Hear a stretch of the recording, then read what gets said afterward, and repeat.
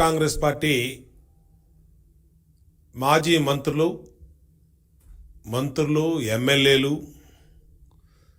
Janasena TDP పొత్తుల మీద ఏదో జరిగిపోయినట్టు మాట్లాడుతూ ఉన్నారు. నేను అడుగుతా ఉన్నా, పొత్తుల్లో భాగంగా జనసేన టీడీపీ ఏదైతే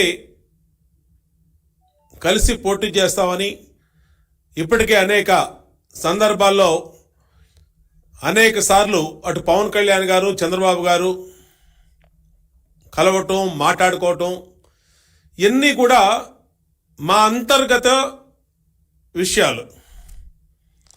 వైఎస్ఆర్ కాంగ్రెస్ పార్టీకి మా పొత్తుల మీద మాట్లాడే హక్కు మీకు ఎక్కడదని అడుగుతా ఉన్నా. ఈరోజు ఎందుకు మీరు ఏం జరిగిపోయిందని ఏ రోజు మాట్లాడినటువంటి అంశాలని ఈరోజు అమ్మడి రాంబాబు అవ్వచ్చు, కొట్టు సత్యనారాయణ అవ్వచ్చు, పేర్ని నాని అవ్వచ్చు, లేదంటే ఇంకొక 4-5 రంగంలో దిగిపోయి ఈరోజు ఏదో జరిగిపోయింది, కాపులకేదో జరిగిపోయింది అన్నట్టుగా ఈరోజు మాట్లాడుతూ ఉన్నారు.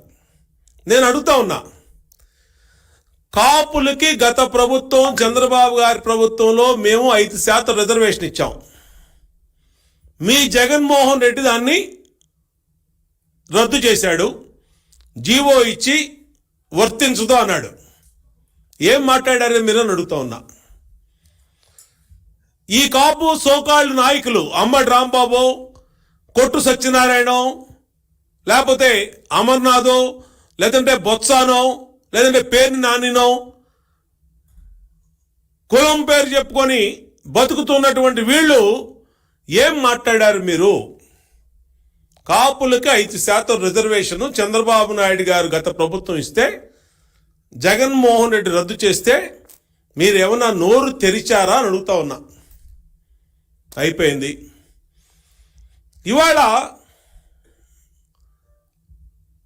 జగన్మోహన్ రెడ్డి మొన్నటిదాకానేమో నా వెంట్రుకు కూడా ఎవరూ పీకలేరు అన్నాడు.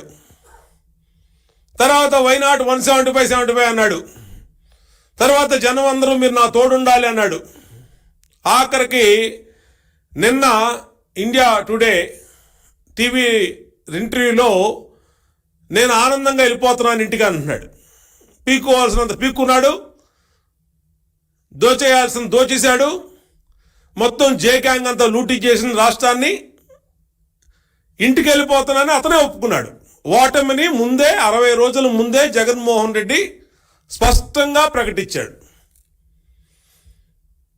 ఈరోజు రిపబ్లిక్ డే నాడు జనసేన అధ్యక్షులు రాజోలు రాజానగరానికి 2 సీట్ల అభ్యర్థుల్ని ఆయన ప్రకటించారు. పొత్తుల్లో సీట్ల పంపిణీ అనేది పొత్తుల్లో లేకుండా ఎందుకు ఉంటుంది? పవన్ కళ్యాణ్ గారు ఏమన్నా